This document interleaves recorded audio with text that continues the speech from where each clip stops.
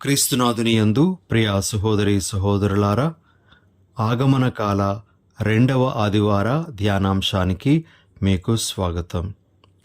ఈ ఆగమన కాలంలో మనము యేసు ప్రభు యొక్క రెండవ రాకడ మీద మన దృష్టిని పెట్టి ఆయన తిరిగి వచ్చు సమయానికి మనము ఎలా ఉండాలి, మనలను మనము ఎలా సంసిద్ధపరుచుకోవాలో తెలుసుకోవడానికి మనము ప్రయత్నం చేస్తూ ఉన్నాం. అందులో భాగంగానే ఈరోజు మనం ఆలకించినటువంటి రెండవ పఠనము మనకు కొంత విలువైనటువంటి సమాచారాన్ని అందిస్తూ ఉంది.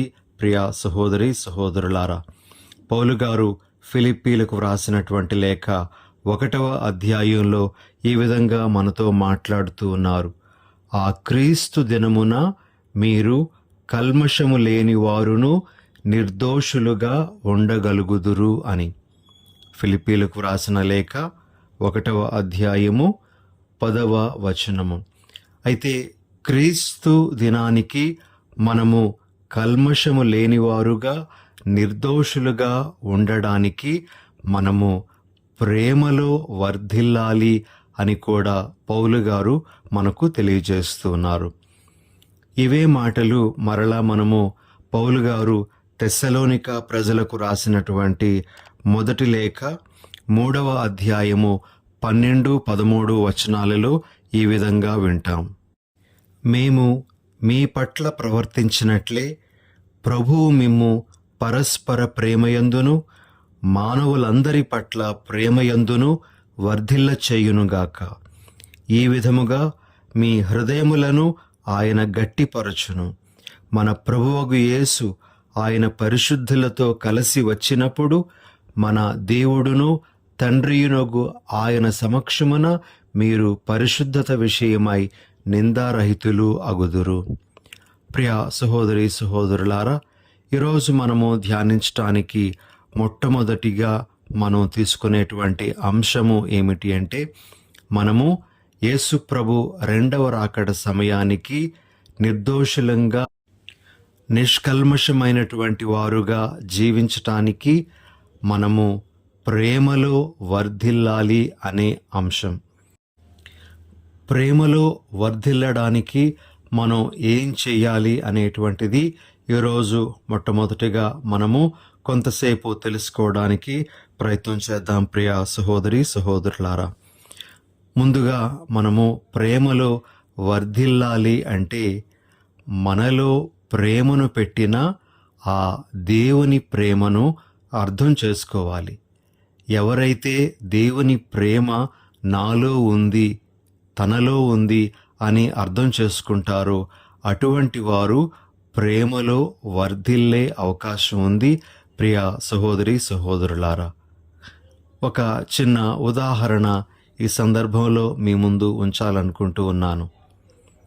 ఒక తండ్రి తనకున్నటువంటి 3 కొడుకులను బట్టి తరచుగా బాధపడుతూ ఉండేవాడు. ఎందుకంటే ఆ 3 కొడుకులు కూడా అప్రయోజకులుగా, బాధ్యత లేనటువంటి వారుగా తయారై మరి కుటుంబ విషయాలను ఏమాత్రమూ కూడా పట్టించుకోకుండా తిరుగుతూ ఉండేవారు. మరి వారికి ఏదైనా గుణపాఠం నేర్పించాలి అని తండ్రి సంకల్పించుకొని ఒకరోజు తన కుమారులను పిలిచి ఈ విధంగా చెప్తాడు. నాయనలారా, నేను మీకు ఎంతవరకు చెప్పలేదు, కానీ ఒక రహస్యాన్ని నేను ఈరోజు మీకు చెప్పాలనుకుంటూ ఉన్నాను. నేను ఎన్నాళ్ళు బ్రతుకుతానో నాకు తెలియదు, కాబట్టి నేను చనిపోయే ముందు ఆ విషయాన్ని మీ 3కి చెప్పాలి అని అనుకుంటూ ఉన్నాను అని అన్నాడు. తండ్రి ఏం చెప్తాడా అని ఆతురతతో వాళ్ళు 3 కూడాను ఆలకిస్తూ ఉన్నారు. అప్పుడు ఆయన ఈ విధంగా అంటాడు, ఇదిగో పలానా చోట మనకు కొంత భూమి ఉంది. ఆ భూమిలో ఎవరికీ తెలియకుండా నేను మా తాత ముత్తాతలు ఇచ్చినటువంటి కొంత నిధిని అందులో దాచాను. మీకు ఇష్టమైతే ఆ భూమిని తవ్వి ఆ నిధిని మీరు స్వంతం చేసుకోండి, మీరు సమానంగా పంచుకోండి అని ఆ తండ్రి వారికి చెప్పడం జరిగింది. మరి తండ్రి మాటలు విన్నటువంటి వీరు చాలా సంతోషంతో ఆ భూమి దగ్గరకు వెళ్ళి మరుసటి రోజు నుండి మరి తవ్వడం ప్రారంభిస్తారు. చాలా గట్టిగా ఉన్నటువంటి ఆ నేలను వారు కష్టపడి తవ్వడం అనేటువంటిది జరుగుతుంది. మరి ఎంత తవ్వినా సరే వారికి ఎక్కడ నిధి జాడలు కనబడవు. మరి ఆ యొక్క భూమిని వారు చక్కగా తవ్వడంతో అది ఒక మంచి భూమిగా తయారవుతుంది. ఆ దారిన వెళ్ళినటువంటి ఒక వ్యక్తి ఈ విధంగా అంటాడు, ఇంతవరకు చాలా గట్టిగా ఉన్నటువంటి ఈ భూమిని మీరు చాలా చక్కగా త్రవ్వి ఉంచారు. మీరు ఎందుకు ఇందులో ఒలీవ్ మొక్కలను పెంచకూడదు? ఆ ఒలీవ్ మొక్కలను ఇక్కడ వేస్తే చాలా బాగా పెరుగుతాయి. వాటికి నీరు పెట్టినట్లయితే మంచి వృక్షాలుగా పెరిగి మీకు మంచి ఆదాయం వస్తుంది అని అంటాడు. మరి ఎలాగా భూమిని తవ్వాం కదా అని చెప్పి వాళ్ళు ఆ భూమిలోన ఒలీవ్ మొక్కలు వేయడం జరుగుతుంది. అయితే వారికి మనసులో బాధ ఉండిపోయింది. మా నాన్న మమ్మల్ని మోసం చేశాడు, నిధి ఉంది అని చెప్పాడు, కానీ ఏ నిధి లేకుండానే ఈ గట్టి భూమిని మాకు అప్పగించాడు అని.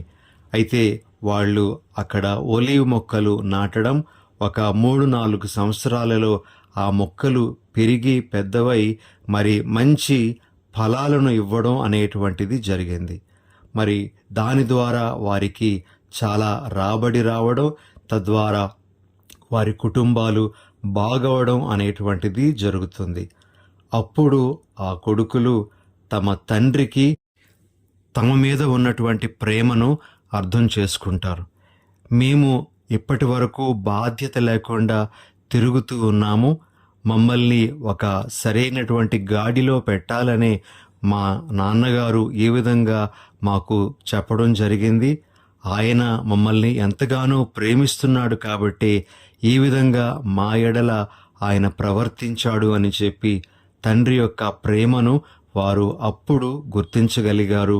ప్రియ సహోదరి సహోదరులారా, మనము దేవుని ప్రేమలో వర్ధిల్లాలి అంటే మొదటిగా దేవుని ప్రేమ అంటే ఏమిటో రుచి చూడాలి, తెలుసుకోవాలి. తెలుసుకోకుండా మనము ఆ ప్రేమలో వర్ధిల్లడం అనేటువంటిది అర్ధరహితంగా ఉంటుంది. ప్రియ సహోదరి సహోదరులారా, మరి మనము యోహాను గారు రాసినటువంటి 4వ అధ్యాయము 10వ వచనంలో ఈ విధంగా మనము వింటాం. మనము దేవుని ప్రేమించితిమని కాదు, ఆయన మనలను ప్రేమించి మన పాపములకు విమోచకునిగా తన కుమారుని పంపెను, ప్రేమ అన ఇట్టిది.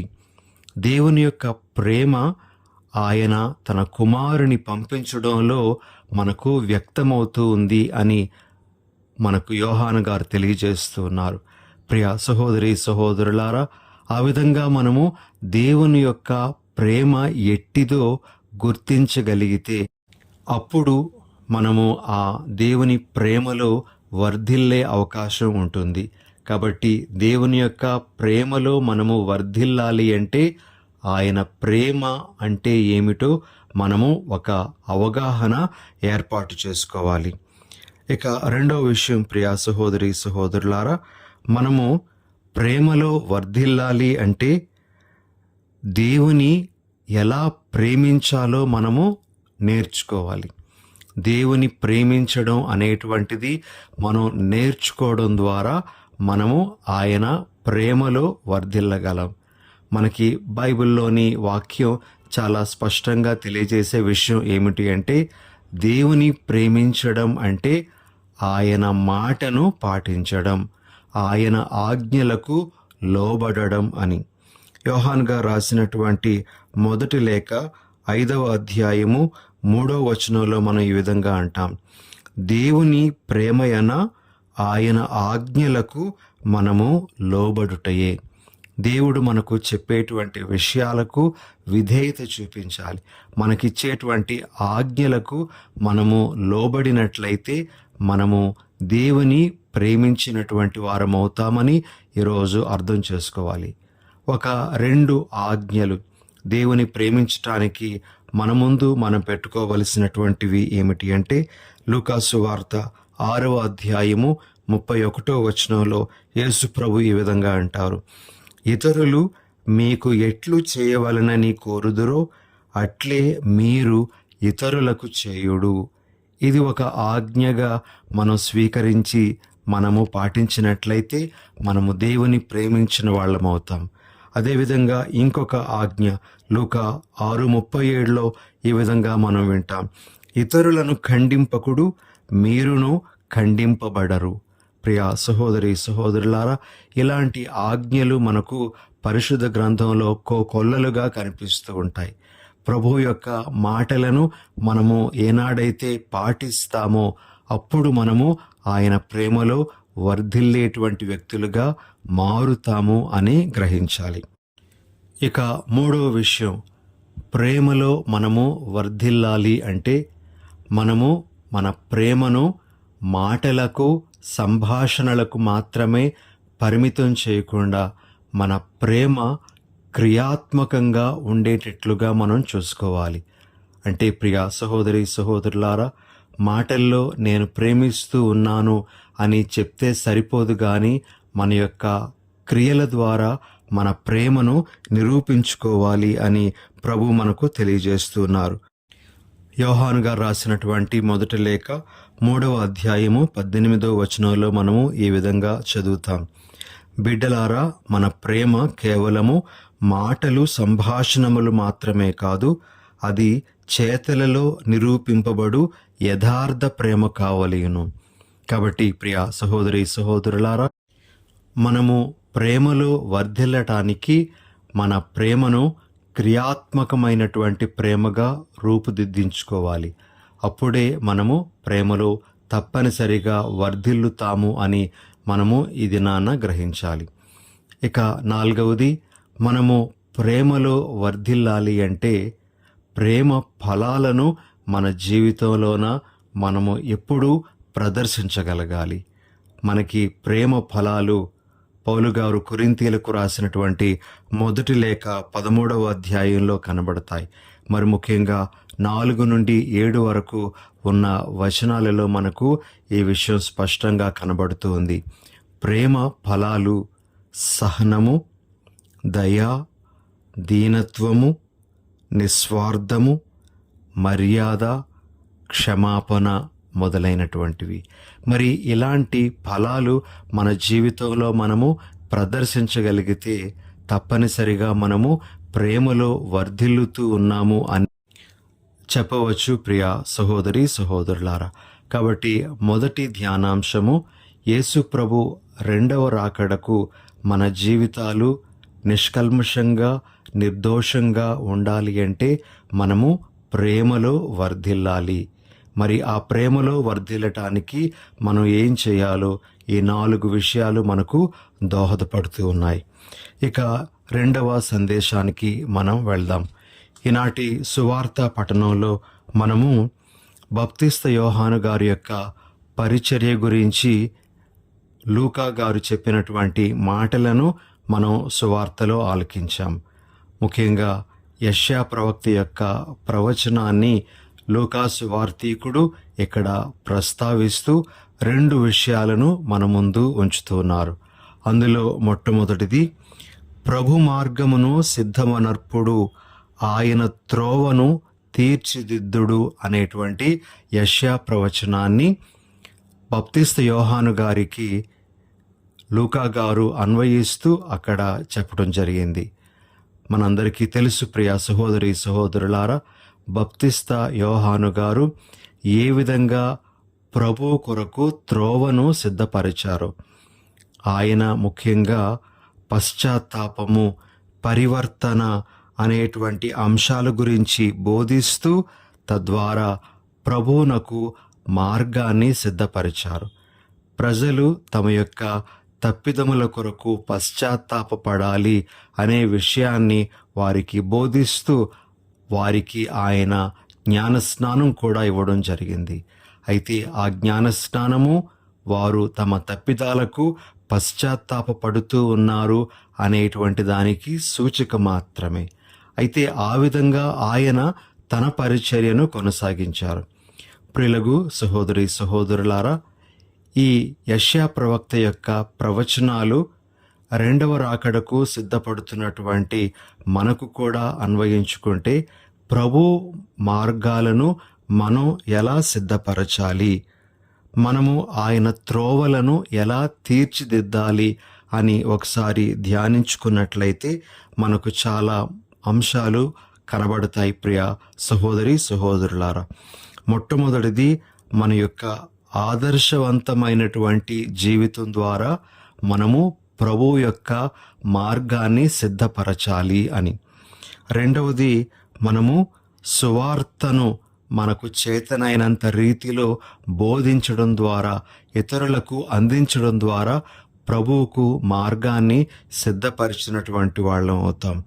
ఇక మూడవది, మనము సువార్త విలువలకు కట్టుబడి జీవించడం ద్వారా ప్రభువుకు మార్గాన్ని మనం సిద్ధపరుస్తూ ఉన్నామని చెప్పుకోవచ్చు. ప్రియ సహోదరి సహోదరులారా, ఈ సందర్భంలో మీ అందరికీ తెలిసినటువంటి ఒక చిన్న ఉదాహరణ, మదర్ తెరేసా గారి యొక్క జీవితంలో జరిగినటువంటి ఒక చిన్న సంఘటన మీ ముందు ఉంచుతాను.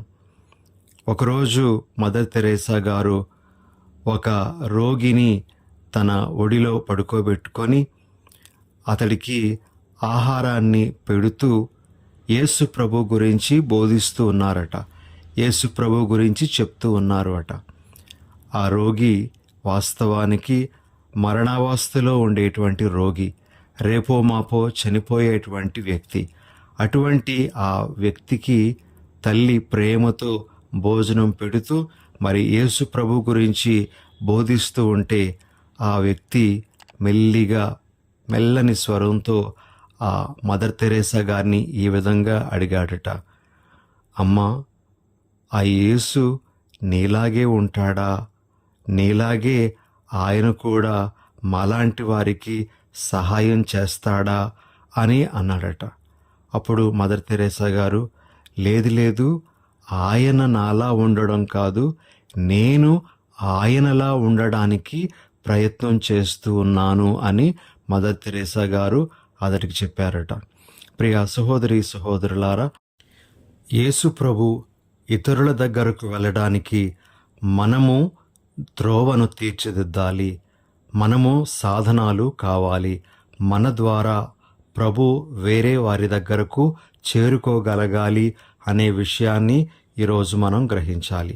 కాబట్టి మన పరిసర ప్రాంతాలలో కానీ, మనం పనిచేసే చోట కానీ ఏ విధంగా మన ద్వారా ప్రభు ఇతరులకు అందించబడుతూ ఉన్నారో ఈరోజు మనము ఒకసారి పరిశీలన చేసుకోవాలి. ఇక ఈనాటి సువార్తలో లూకా సువార్తీకుడు యెషయా ప్రవక్త యొక్క ప్రవచనాన్ని ఈ విధంగా కూడా అందిస్తూ ఉన్నారు. లూకా సువార్త 3వ అధ్యాయము 5వ వచనం, ప్రతి లోయ పూడ్చబడును, పర్వతములు కొండలు సమము చేయబడును, వక్ర మార్గములు సక్రమము చేయబడును, కరకు మార్గములు నునుపు చేయబడును. ప్రియ సహోదరి సహోదరులారా, మరి ఈ మాటల్ని మన ప్రస్తుత జీవితాలకు అన్వయించుకుంటూ మనము కూడా ఏ విధంగా ప్రభువుకు మార్గాన్ని సిద్ధం చేస్తూ ఒక మంచి బాటను వేయాలో ఈనాడు మనము తెలుసుకోవడానికి ప్రయత్నం చేద్దాం. మొదటిగా, ప్రతి లోయ పూడ్చబడాలి అని మనకి సువార్తీకుడు తెలియజేస్తూ ఉన్నారు. ఇక్కడ మనకు వచ్చేటువంటి అర్థం ఏమిటి అంటే, కొరతలుగా ఉండేటువంటి వాటిని మనము భర్తీ చేసుకోవాలి. ఏదైతే లోటుగా ఉందో దానిని మనము భర్తీ చేసుకోవడానికి ప్రయత్నం చేయాలనేటువంటిది. ఉదాహరణకు, ప్రార్థనా జీవితమే ఒక లోటుగా ఉన్నట్లయితే ఆ లోటును మనము భర్తీ చేసుకోవాలి. లేదు అంటే భార్యాభర్తల మధ్య ప్రేమ లేకపోవడం అనేటువంటి ఒక లోటు ఉంటే ఆ లోటును మనం భర్తీ చేసుకోవాలి. ఇలా రకరకాలైనటువంటి లోటుపాట్లు మనకు ఉండవచ్చు. ప్రియ సహోదరి సహోదరులారా, ప్రతి లోయ పూడ్చబడును అని చెప్పబడినప్పుడు మనలో ఉండేటువంటి కొరతల విషయాన్ని మనము గ్రహిస్తూ మనము వాటిని భర్తీ చేయాలి, వాటిని తిరిగి పూరించాలి అని ప్రభు మనకు తెలియజేస్తూ ఉన్నారు. ఈ విధంగా ప్రభువుకు ఒక మంచి మార్గాన్ని మనం వేయగలగాలి ప్రియ సహోదరి సహోదరులారా. ఇక రెండవది, పర్వతములు కొండలు సమము చేయబడాలి. ఈ ప్రవచనం యొక్క భావము, మనలో ఉండకూడనివి ఏవైనా ఉన్నట్లయితే వాటిని మనము తీసివేయాలి. ఉదాహరణకు, మనలో అహంభావం కానీ, ఏదైనా వ్యసనం కానీ, ఓర్వలేనితనం కానీ, శత్రుత్వం కానీ ఉన్నట్లయితే ఇవేవి కూడా మనలో ఉండకూడనటువంటివి. ఇవి మనలో పర్వతాల్లాంటివి, మనలో ఉండేటువంటి కొండల్లాంటివి. వీటిని మనము సమము చేయాలి, వాటిని తీసివేయాలి అనేది ప్రభు మనకు తెలియజేస్తున్నారు. అలాంటి వాటిని తొలగించడం ద్వారా మనము ప్రభువుకు ఒక మంచి బాటను వేసేవాళ్ళము అవుతాం. మూడవది, మనము వక్రమ మార్గాలను సక్రమం చేయాలి అని. వక్రమ మార్గాలు అని చెప్పినప్పుడు అది అవినీతి లేదా అనైతిక సంబంధమైనటువంటి విషయాలుగా మనం గుర్తించాలి. ఒకవేళ మన జీవితంలో అవినీతి, అనైతికత రాజ్యమేలుతూ ఉన్నట్లయితే మరి వాటిని మనము సరిచేసుకోవాలి. మనము నీతితో, నైతికత్వంతో జీవించడానికి ప్రయత్నం చేయాలి. అదే మనము ప్రభువుకు వేసే మార్గంగా మనం గుర్తించాలి. ఇక ఆఖరుగా, కరకు మార్గములు నునుపు చేయాలి. కరకు మార్గాలు అని చెప్పేటప్పుడు మనలో ఉండేటువంటి మూర్ఖత్వం, మొండితనం లేదా అనవసరమైనటువంటి పట్టింపులు, ఇలాంటి వాటినన్నింటినీ కూడా మనము తొలగించుకోవాలి. దాని ద్వారా మనము ప్రభువుకు మంచి మార్గాన్ని వేయగలం. కాబట్టి ప్రియ సహోదరి సహోదరులారా, యేసు ప్రభు యొక్క రెండవ రాకడకు మనం సిద్ధపడుతూ ఉండగా ఈ 4 విషయాలను మనము గుర్తుంచుకోవాలి. ప్రతి లోయ పోడ్చబడాలి, పర్వతములు కొండలు సమము చేయబడాలి, వక్ర మార్గములు సక్రమం చేయబడాలి, కరకు మార్గములు నునుపు చేయబడాలి. తద్వారా మన జీవితాలు ప్రభువుకు యోగ్యమైన జీవితాలుగా ఉండి ఆయన వచ్చినప్పుడు మనము నిర్దోషులంగా, నీతిమంతులుగా ఉండడానికి అవకాశం ఉంటుంది. మరి ఈ విధంగా ప్రభు యొక్క రెండవ రాకడకు మనం సంసిద్ధపడాలని ఈరోజు వాక్యం మనకు తెలియజేస్తూ ఉండగా ఈ వాక్యం ప్రకారంగా మనము జీవించడానికి ప్రయత్నం చేద్దాం. ప్రార్థన చేసుకుందాం. దయగల ప్రభువా, యేసయ్య, ఈరోజు మీ యొక్క రెండవ రాకడ గురించి మరొక పర్యాయము ధ్యానించే వరాన్ని మాకు ఇస్తున్నందులకే మీకు స్తోత్రాలు. మీ రెండవ రాకడ సమయానికి మేము నిర్దోషులంగా, నిష్కల్మషమైన వ్యక్తులుగా నిలబడే వరాన్ని మాకు దయచేయండి. అందుకు తగ్గట్లుగా మేము ప్రేమలో వర్ధిల్లే వరాన్ని దయచేయండి. అదేవిధంగా మేము మంచి బాటను మీరు మా చెంతకు రావటానికి వేసే భాగ్యాన్ని కూడా దయచేయమని మీ పరిశుద్ధ నామమున అడిగి వేడుచున్నాము. ఆమెన్.